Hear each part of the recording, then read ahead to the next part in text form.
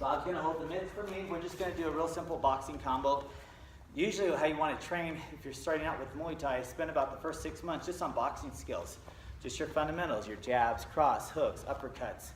And then from there, you're gonna add some kicks, maybe some spinning side fists. The next progression might be your knees and your elbows. So there's a progression. You don't need to necessarily learn everything all at once. If you're gonna learn everything at once, you know, as far as some kicks, some punches, some elbows, some strikes on the hands, just do the fundamentals, the basic boxing, jab, cross, hooks, uppercuts, and then maybe just the horizontal elbow, maybe just the front knee, and then just that crocodile side kick, and just work it from there. And then from there, you can start building off the combos. But like I said, don't try all the fancy stuff right at once. So Bob's gonna hold mitts out for me. I'm gonna go jab, cross, jab, hook, uppercut, okay? 1, 2, 3, 4, 5.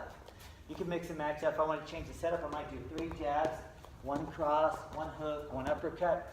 I might start with my cross, do a jab, do a hook, do an uppercut, or do an uppercut, do a hook. It doesn't really matter. But just to keep it simple, let's just start with the fundamentals. Jab, cross, jab, hook, uppercut. So we're here. The jab's going to go to the opposite hand because you're driving through the face. As soon as this comes back, the power's over there. You're pivoting. And then another jab's coming right up in here. So the jabs are the fast ones with less power. The crosses are the explosive ones. Then I hook, boom, and I uppercut, boom, just like that. And then we start over. Jab, cross, jab, hook, uppercut. And then we switch it out. Boom, boom, boom, boom, boom.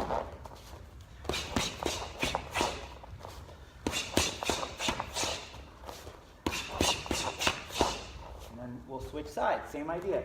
Jab, cross, jab, hook, uppercut. Make sure you're turning your body into those motions, using those hips, using those pivots. 1, 2, 3, 4, 5. And like I said, later on you can mix it with maybe 3 jabs, then a cross, and a hook, and uppercut, or uppercuts and hooks. But like I said, just fundamental. So 1, 2, 3, 4, 5.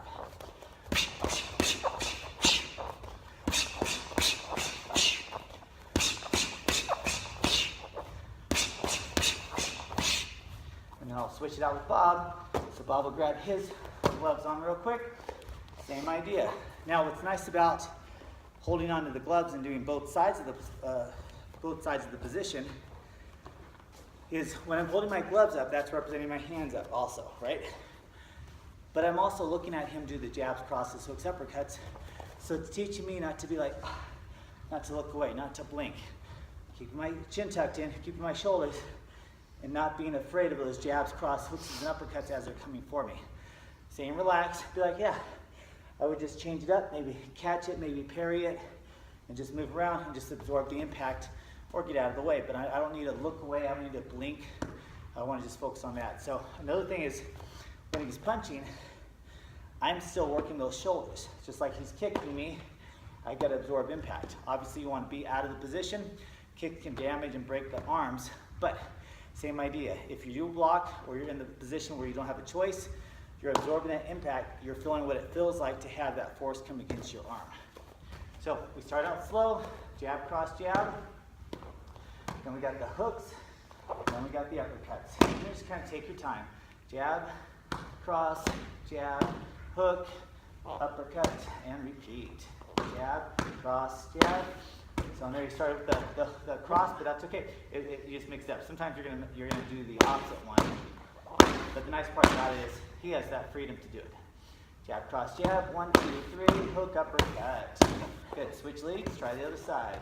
Jab, cross, jab, hook, uppercut. Boom.